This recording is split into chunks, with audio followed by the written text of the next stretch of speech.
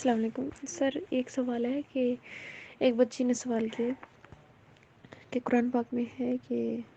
سورۃ الضحیٰ میں وَلَسَوْفَ يُعْطِيكَ رَبُّكَ فَتَرْضَىٰ، اور بھی باقی بہت سے مقامات پر ہے کہ اللہ پاک سے اچھے کی امید رکھیں اور مایوسی نہیں ہونی چاہیے مومن کو، مطلب امید ہے، اِنَّ مَعَ الْعُسْرِ یُسْرًا، بہت سارے مقامات ہیں، لیکن ان کے مطابق انہیں ایک آیت پڑھی ہے، مجھے بھی اب صحیح سے نہیں یاد آ رہی کہاں پہ ہے، اس کا مفہوم ہے یا پھر کیا، کہ تمہارا بعد کا آنے والا زمانہ مشکلات والا ہوگا، اس کا مطلب کیا ہے سر؟ تھوڑی یہ وضاحت کرتے ہیں کہ قرآن پاک کے حوالے سے وہ کہہ رہی ہے۔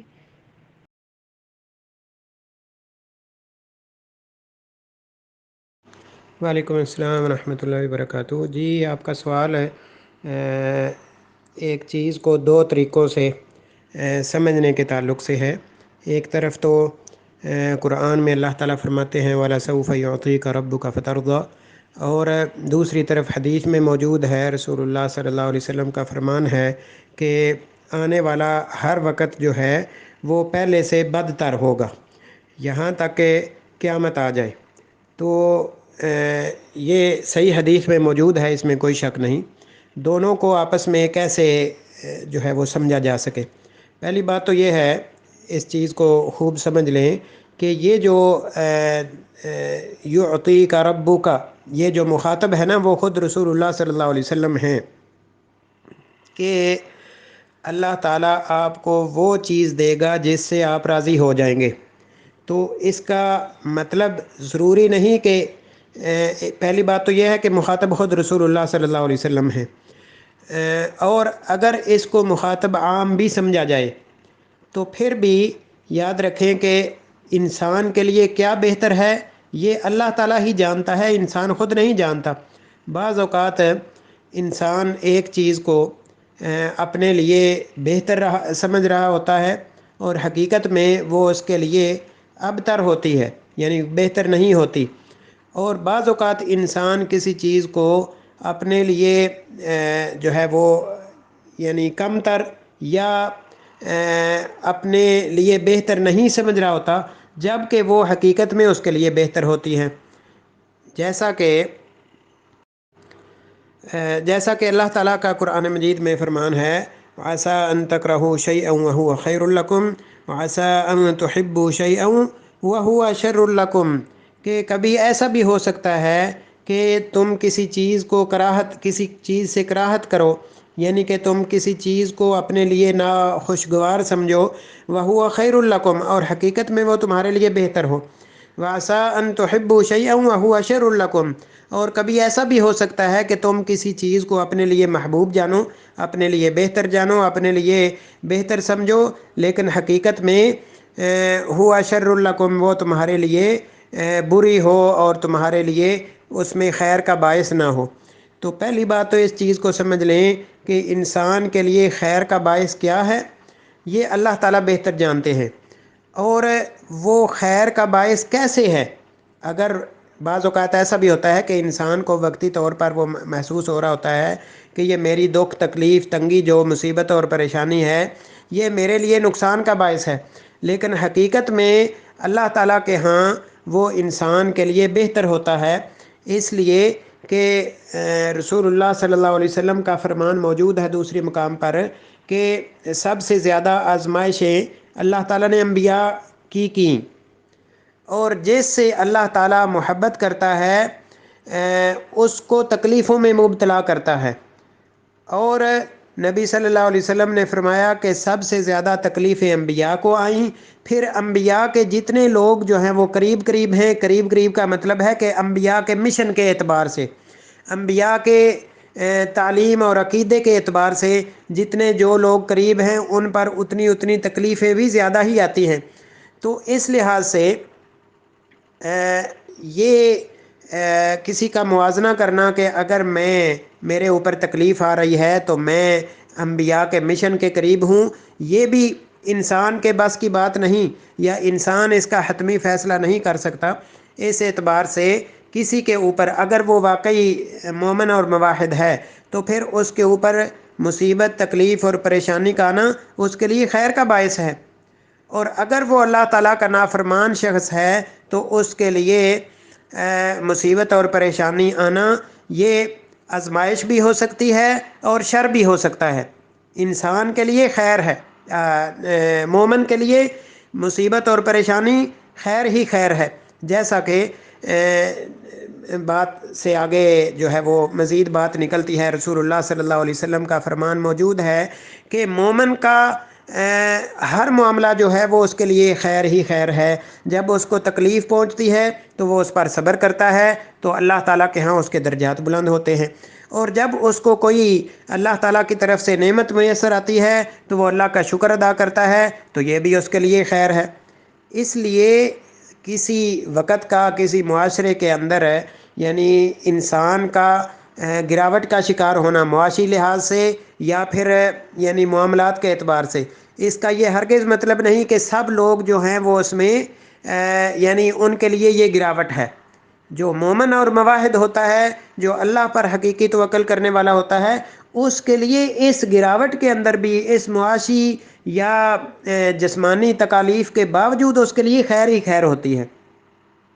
تو اس لحاظ سے اگر کسی کے اوپر دکھ تکلیف تنگی آتی ہے تو ایک تو بات یہ ہے کہ اگر وہ مومن ہے واقعی اور وہ موحد ہے تو وہ دکھ اور تکلیف جو ہے وہ اس کے درجات کی بلندی کا باعث بنے گا، اور اس کی وجہ کیا ہوگی کہ وہ اس پر صبر کرے گا، واویلا نہیں کرے گا، لوگوں کے سامنے جو ہے وہ ناشکری کے کلمات اور کفر کے کلمات نہیں کہے گا، ٹھیک ہے۔ لیکن ہمارے معاشرے کے اندر دیکھ لیں ہمارا کیا حال ہے، من حیث القوم یا جو ہے وہ پوری امت کے حساب سے دیکھ لیں کہ یعنی اکثریت کا یہ حال ہے کہ بس جی مرے جا رہے ہیں، بس کوئی حال نہیں ہے، میں تو ڈوب گیا، میں تو یہ ہو گیا۔ سبحان اللہ، اللہ تعالیٰ نے مجھے اور آپ کو اور سب انسانوں کو پیدا کیا ہے، کیا وہ ہمیں ایسے چھوڑ دے گا؟ اللہ تعالیٰ جیسا کہ قرآن مجید میں فرماتے ہیں وَمَن يَتَوَكَّلْ عَلَى اللَّهِ فَهُوَ حَسْبُهُ، جو اللہ تعالیٰ پر توکل اور بھروسہ کرتا ہے اللہ تعالیٰ اس کے لیے کافی ہو جاتا ہے۔ دوسرے مقام پر رسول اللہ صلی اللہ علیہ وسلم کا فرمان ہے کہ جو اللہ تعالیٰ پر توکل کرنے کا جو حق ہے، صحیح معنوں میں اگر آپ اللہ تعالیٰ پر توکل کرو گے تو آپ کو اللہ تعالیٰ ایسے رزق مہیا کرے گا جیسے پرندوں کو دیتا ہے۔ پرندے جو ہیں وہ صبح کو خالی پیٹ اپنے گھونسلوں سے نکلتے ہیں اور شام کو بھرا پیٹ لے کے یعنی کہ بغیر بھوک اور پیاس کے وہ اپنے گھروں کو واپس لوٹتے ہیں۔ لیکن ایک انسان ہے کہ سارا دن وہ محنت اور مزدوری بھی کرتا ہے لیکن اس کے باوجود اللہ کی ناشکری کرتا ہے، جو اللہ تعالیٰ اس کو دیتا ہے اس پر شکر نہیں ادا کرتا۔ تو اللہ پر حقیقت میں اگر توکل کیا جائے جیسا کہ توکل کرنے کا حق ہے تو دیکھیں پرندوں کی کسی کی کوئی نہ کوئی نوکری ہے، نہ کوئی جاب ہے، نہ کوئی اس نے کوئی فیکٹریاں لگا رکھی ہیں، نہ کوئی اس نے جو ہے وہ کوئی بہت بڑے کاروبار کھول رکھے ہیں، کیا ہے ان کے پاس؟ اللہ پر توکل ہے۔ تو انسان اتنے ذرائع آمدن ہونے کے باوجود وہ اللہ پر توکل نہیں کرتا، اس لیے وہ مرا جا رہا ہے۔ تو اپنے آپ کو ہر ایک انسان کو سمجھنا چاہیے۔ تو جو نبی صلی اللہ علیہ وسلم کا یہ فرمان ہے کہ میرے بعد یعنی مشکلات آئیں گی اور تنگیاں آئیں گی، معاشی بدحالی ہوگی، اور اسی طرح انسان مصیبتوں اور پریشانیوں کے اندر مبتلا ہوگا، اور ہر آنے والا دن جو ہے وہ پہلے سے ابتر ہوگا، اور ہم دیکھ رہے ہیں کہ ہمارے معاشرے کے اندر یہ ہے۔ لیکن اس سب کو دیکھنے کے باوجود اگر ہم اللہ تعالیٰ کی طرف رجوع نہ کریں تو اس کا مطلب ہے کہ ہم ایمانی طور پر بالکل گئے گزرے ہو چکے ہیں۔ تو ان معاملات کو سمجھ کر اپنے ایمان کا جائزہ لیتے ہوئے اپنے ایمان کی اصلاح کرنی چاہیے۔ ہمیں ابھی بھی دیر نہیں ہوئی۔ اللہ تعالیٰ قرآن مجید میں فرماتے ہیں یا عبادی الذین اسرفوا علی انفسہم لا تقنطوا من رحمت اللہ، کہ اے میرے وہ بندو، اے میرے وہ نام لیواؤ جنہوں نے اپنی جانوں پر ظلم کر لیا ہے، لا تقنطوا من رحمت اللہ، اللہ تعالیٰ کی رحمت سے نا امید نہ ہو۔ جو بھی گناہ ہو گئے ہیں، جو بھی غلطیاں ہو گئی ہیں، جو بھی کوتاہیاں ہو گئی ہیں، جو بھی ناصبری اور ناشکری ہو گئی ہے، واپس لوٹ آؤ، اللہ تعالیٰ کے احکامات کی پابندی کرنے والے بن جاؤ، اللہ تعالیٰ کے اوپر توکل کرنے والے بن جاؤ، لوگوں کے اوپر توکل اور بھروسہ چھوڑ دو، تو اللہ تعالیٰ کیا فرماتے ہیں، لا تقنطوا من رحمت اللہ، اللہ تعالیٰ کی رحمت سے نا امید نہ ہو. کتنے بھی گناہ گار ہو چکے ہو توبہ کر لو، کتنی بھی گناہ اور ناشکریاں ہو چکی ہیں اللہ تعالیٰ کی طرف لوٹ آؤ. اور اللہ تعالیٰ آگے فرماتے ہیں لا تقنطوا من رحمت اللہ ان اللہ یغفر الذنوب جميعا، اللہ تعالیٰ سارے کے سارے معاف کر دے گا گناہ، حتیٰ کہ کسی نے سب سے بڑا جو گناہ ہے وہ شرک بھی کیا ہے، پھر بھی اگر دنیا کی زندگی کے اندر اس نے اللہ تعالیٰ سے معافی طلب کر لی تو اللہ تعالیٰ اس کو بھی معاف فرما دے گا. تو جو اللہ تعالیٰ کی موجود انعامات، اللہ تعالیٰ کی موجود نعمتیں اپنے پاس ان کو صحیح طریقے سے استعمال کرتا ہے، اس کے لیے یہ تکلیف اور دکھ اور تنگی کا باعث نہیں ہوتا.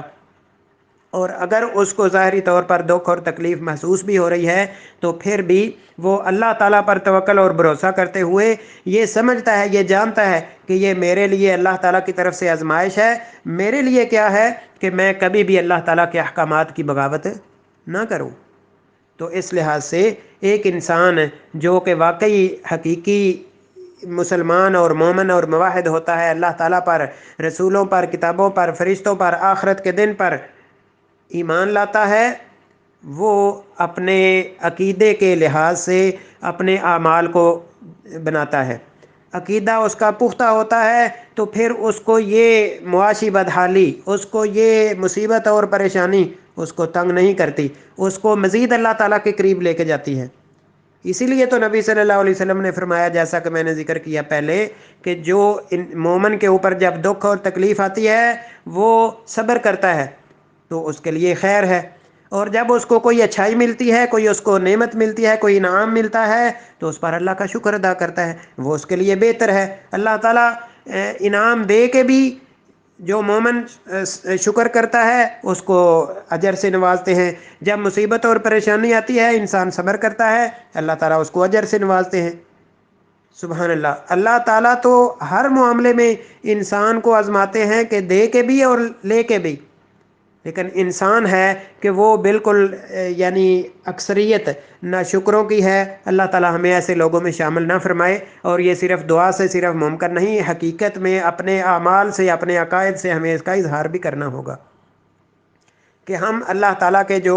میسر انعامات ہیں اس کے اوپر اللہ تعالیٰ کا شکر ادا کریں. اپنے آپ کو ہی انسان دیکھ لے کہ اللہ تعالیٰ فرماتے ہیں وفی انفسکم، تمہارے اپنے اندر تمہارا عبرت ہے. افلا تبصرون، تم نہیں دیکھتے؟ دیکھو معاشرے کے اندر لوگ کیسے کیسے، کسی کا ہاتھ نہیں، کسی کا پاؤں نہیں، کسی کو کوئی تکلیف ہے، کسی کو کوئی بڑے مرض لاحق ہے. آپ کو اللہ تعالیٰ نے صحت دی ہے، آپ کے جسم کو صحیح سلامت بنایا ہے، آپ وہ کام کر سکتے ہیں جو ایک عام انسان جو مصیبت اور پریشانی اور دکھ اور تکلیف کے اندر ہوتا ہے، جس کا ایک ہاتھ نہیں، وہ کام نہیں کر سکتا. جس کو اللہ تعالیٰ نے آنکھوں کی نعمت سے جو ہے وہ آنکھوں کی نعمت اس کی چھین لی ہے، وہ دیکھیں آپ کے پاس کتنی بڑی اللہ تعالیٰ کی نعمت ہے. اپنے آپ کو ہی دیکھ کے اللہ کا شکر ادا کرنا شروع کر دو. جب آپ جیسا اللہ تعالیٰ کا شکر ادا کریں گے، اللہ تعالیٰ فرماتے ہیں لَإِن شَكَرْتُمْ لَأَزِيدَنَّكُمْ، اگر تم اللہ تعالیٰ کا حقیقت میں شکر ادا کرنا شروع کر دو گے تو اللہ تعالیٰ تمہیں اور دے گا. تو یہ ساری بحث مجھے امید ہے کہ بے شک عمومی یہ نبی صلی اللہ علیہ وسلم کا فرمان ہمارے پورے معاشرے کے اوپر بالکل صادق ہے کہ آنے والا ہر دن جو ہے وہ مصیبت اور پریشانیوں کے زیادہ ہونے کا باعث ہے، لیکن ایک مومن کے لیے نہیں. مومن جو ہے وہ اس مصیبت اور پریشانی میں بھی اللہ کو تلاش کرتا ہے، اس مصیبت اور پریشانی میں بھی اللہ کے مزید قریب ہوتا ہے. تو اس لحاظ سے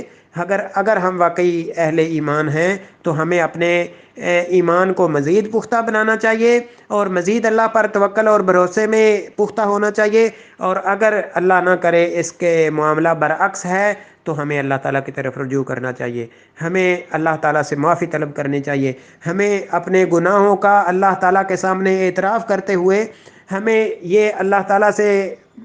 وعدہ کرنا چاہیے کہ اے اللہ میں نے اتنی زندگی گزار دی، میرے اتنے سال اور مہینے گزر چکے، اے اللہ میں تیرا بندہ ہوں، اے اللہ میں تیری بندی ہوں، لیکن میں نے تیری اتنی بغاوتیں کی، تو نے میرے اوپر اتنے انعامات کیے، تو اس کے باوجود اب میں تیرے طرف لوٹتا ہوں. اور میں تیرے احکامات کی پابندی کرنے کا وعدہ کرتا ہوں۔ یقین جانیں آپ اپنے کوئی بھی انسان مجھ سمیت اپنے گناہوں کی توبہ استغفار کرے، اپنے گناہوں کی اللہ تعالیٰ سے سچے دل سے معافی طلب کرے اور گناہوں کو ترک کرے، یقین کرے اللہ تعالیٰ نعمتیں نچھاور کر دے گا، کیونکہ اللہ تعالیٰ کا وعدہ ہے استغفروا ربکم، کہ تم اپنے رب سے بخشش طلب کرو، معافی طلب کرو، گناہوں کی معافی مانگو، انہ کان غفارا، بے شک وہ بہت زیادہ معاف کرنے والا ہے۔ اور اس کے بعد اللہ تعالیٰ کیا سورہ نوح ہے 29ویں سپارے میں، آپ دیکھ لیجئے قرآن کھول کے، اللہ تعالیٰ فرماتے ہیں یرسل السماء علیکم مدرارا، تمہارے اوپر اللہ تعالیٰ اپنی رحمت کی بارش نازل فرمائے گا، وَيُمْدِدْكُمْ بِأَمْوَالٍ وَبَنِينَ، تمہیں مال اور اولاد کی نعمت سے نوازے گا اور تمہیں زیادہ دے گا، وَيُمْدِدْكُمْ، تمہیں زیادہ کرے گا، مد ہم جانتے ہیں کہ مد کا معنی ہوتا ہے کھینچنا، وَيُمْدِدْكُمْ، اور تمہیں کھینچے گا یعنی کہ زیادہ کرے گا، مال میں بھی اور اولاد میں بھی، تمہارے مال کے اندر بھی برکت ہوگی۔ اب مال اور اولاد میں زیادہ ہونے کے دو طریقے ہیں، ایک تو یہ ہے کہ مال زیادہ ہونا اور اولاد زیادہ ہونا، اور دوسرا یہ ہے کہ مال زیادہ تو نہیں لیکن جو مال موجود ہے اسی کے اندر اللہ تعالیٰ برکت نازل فرما دیتے ہیں کہ انسان اسی پر صبر اور شکر کرنا شروع کر دیتا ہے۔ اسی طرح اولاد میں کی جو زیادتی ہے، یعنی اولاد زیادہ ہونے کے دو معنی ہیں یہ بھی، کہ ایک تو یہ ہے کہ اولاد بیٹے بیٹیاں اس کا زیادہ ہونا، اور دوسرا یہ ہے کہ جو اولاد موجود ہے اس کا فرما بردار ہو جانا یا اس کے اندر بہتری آ جانا۔ تو اسی طرح اللہ تعالیٰ فرماتے ہیں وَيُمْدِدْكُمْ بِأَمْوَالٍ وَبَنِينَ وَيَجْعَلْ لَكُمْ جَنَّاتٍ وَيَجْعَلْ لَكُمْ أَنْهَارًا، تمہارے لیے اللہ تعالیٰ باغات کی اور جو ہے وہ نہروں کی فراوانی کر دے گا۔ تو اس لیے سب سے اہم یہ ہے کہ یہ اس یعنی معاشی تنگی کے حالات میں انفرادی طور پر بھی اور اجتماعی طور پر بھی ہمیں سوچنے کی ضرورت ہے کہ ہم اللہ تعالیٰ کی طرف توبہ استغفار کریں اور اپنے گناہوں کی اللہ تعالیٰ سے معافی مانگیں۔ اور باقی جو آپ نے ابتدا میں ذکر کیا کہ وَلَسَوْفَ يُعْطِيكَ رَبُّكَ فَتَرْضَىٰ کے تعلق سے، تو وہ پہلی بات تو یہ ہے کہ یہ رسول اللہ صلی اللہ علیہ وسلم کے بارے میں آیت ہے، اور اگر اس کو عموم بھی لیا جائے تو یاد رکھیں کہ انسان یہ سارے حالات و واقعات جیسے میں نے عرض کیے ہیں، ان کے باوجود اگر ہمیں اللہ سے جنت مل جائے تو کیا خیال ہے؟ یہ گھاٹے کا سودا ہے۔ انسان بے شک بھوکا پیاسا رہ لے تو اس کو یہ برداشت ہو سکتا ہے، لیکن جہنم کا جو انگارہ ہے، جہنم کی جو آگ ہے، اس کو 1 سیکنڈ اور 1 سیکنڈ کے بھی 100ویں حصے کو بھی وہ برداشت نہیں کر سکتا۔ تو اگر ہمارے ایسے حالات کے باوجود اللہ تعالیٰ کا ہم شکر ادا کریں تو اللہ تعالیٰ وَلَسَوْفَ يُعْطِيكَ رَبُّكَ فَتَرْضَىٰ کے تحت اللہ تعالیٰ ہمیں جنت دے کے ہمیں راضی کر دے، تو یہ کیا اللہ تعالیٰ کا چھوٹا انعام ہے؟ اس لیے اصل میں ہم جو ہے نا وہ نقد کے عادی ہو گئے ہیں، ہمارے پاس پیسہ آنا چاہیے۔ نبی صلی اللہ علیہ وسلم نے فرمایا کہ قیامت کے قریب ایک وقت ایسا آئے گا کہ انسان وہ یہ نہیں سوچے گا کہ یہ حلال ہے یا حرام ہے، اس کو بس مال آنا چاہیے۔ وہ اللہ کے بندو، مال نہیں، وہ دیکھنا چاہیے کہ یہ حلال بھی ہے یا نہیں۔ تو اسی طرح ہمیں یہ نہیں دیکھنا چاہیے کہ ہمارے پاس کتنی فراوانی ہے، جو موجود ہمارے پاس نعمتیں ہیں ان پر اللہ کا شکر ادا کرنا شروع کر دیں، ہمارے دل مطمئن ہو جائیں گے اسی پر، اللہ تعالیٰ ہمارے دلوں کے اندر اطمینان بھر دے گا۔ اور وَلَسَوْفَ يُعْطِيكَ رَبُّكَ فَتَرْضَىٰ، ممکن ہے اللہ تعالیٰ نے آپ کے اس معاشی بدحالی کے بدلے میں آپ اگر صبر کرتے ہیں، اللہ تعالیٰ کا شکر بجا لاتے ہیں، تو پھر ممکن ہے کہ اللہ تعالیٰ اس کی وجہ سے آپ کے گناہوں کو معاف کرنا شروع کر دے۔ اللہ تعالیٰ ہمیں اس کا مصداق بنائے اور آخرت میں اللہ تعالیٰ کی رحمت کا مستحق بنائے۔ دنیا کی زندگی جیسے کیسے کٹ جائے گی، لیکن آخرت کی زندگی کے لیے ہمیں محنت اور کوشش کرنے کی اللہ تعالیٰ توفیق دے۔ اور ممکن ہے کہ ان مصیبتوں اور پریشانیوں کے باعث جو مومن اور موحد لوگ ہیں ان کے درجات اللہ تعالیٰ مزید بلند کر کے جنت کے اندر ان کے سب سے پہلے تو ان کا داخلہ ممکن بنائے، اور ان کے داخلے کے بعد ان کے جنت کے اندر بھی درجات ہیں بہت زیادہ، اور اس کی اب میں تفصیل میں نہیں جانا چاہوں گا، بات کافی لمبی ہو چکی ہے۔ تو جنت میں بھی اللہ تعالیٰ ممکن ہے کہ اس یعنی پریشانی اور مصیبت کے بدلے میں جب ہم صبر کریں گے تو اللہ تعالیٰ ہمیں جنت میں داخلہ نصیب فرمائے، اور جنت میں داخلے کے بعد ہمارا جنت کے اندر بھی مقام جو ہے وہ بلند اور اعلیٰ بنا دے۔ اللہ تعالیٰ ہمیں اس کا مستحق بنا دے، اللہ تعالیٰ ہمیں تکلیف اور پریشانیوں پر صبر کرنے والا بنا دے۔ اور اللہ تعالیٰ قرآن مجید میں فرماتے ہیں نا، وَبَشِّرِ الصَّابِرِينَ، صبر کرنے والوں کے لیے خوشخبری ہے۔ سبحان اللہ۔ اولئک علیہم صلوات من ربہم ورحمہ واولئک هم المہتدون، کہ یہ لوگ ہیں جن پر اللہ تعالیٰ کی رحمتیں اور برکتیں ہوتی ہیں، اور ان لوگوں کے بارے میں اللہ تعالیٰ فرماتے ہیں واولئک هم المہتدون، یہی لوگ ہیں جو ہدایت والے ہیں، جو مصیبتوں اور پریشانیوں کے اندر صبر کرتے ہیں اور اللہ تعالیٰ کا دامن، اللہ تعالیٰ کا جو احکامات ہیں ان کو نہیں چھوڑتے، ان کی پابندی کرتے رہتے ہیں۔ وَلَسَوْفَ يُعْطِيكَ رَبُّكَ فَتَرْضَىٰ، اللہ تعالیٰ ہمیں جو ہے وہ اللہ تعالیٰ کے انعام و اکرامات جو ہمارے پاس ہیں، دنیا کے اندر میسر ہیں، اس پر راضی ہو جانے کی اللہ تعالیٰ ہمیں توفیق دے، اور اللہ تعالیٰ ہمیں دنیا اور آخرت کی جو بھلائیاں ہیں وہ نصیب فرمائے، شیاطین کے ہر قسم کے شر سے محفوظ رکھے، اور کفار کی سازشوں سے اللہ تعالیٰ مسلمانوں کو آزاد فرمائے، اور مسلمانوں کے اندر بھی جو سازشی عناصر ہیں ان کو اللہ تعالیٰ ہدایت عطا فرمائے کہ وہ قرآن و سنت کی طرف لوٹ آئیں۔ جو قرآن و سنت کا نام لینے کے باوجود اس سے بغاوت کر رہے ہیں، مسلمان ہونے کے باوجود وہ منافقت کر رہے ہیں، اللہ تعالیٰ ان کو واپس لوٹ کر قرآن و سنت کی طرف رجوع کرنے اور اپنے اعمال کو سنت کے مطابق بنانے کی توفیق عطا فرمائے۔ واللہ تعالیٰ عالم۔ السلام علیکم ورحمۃ اللہ وبرکاتہ۔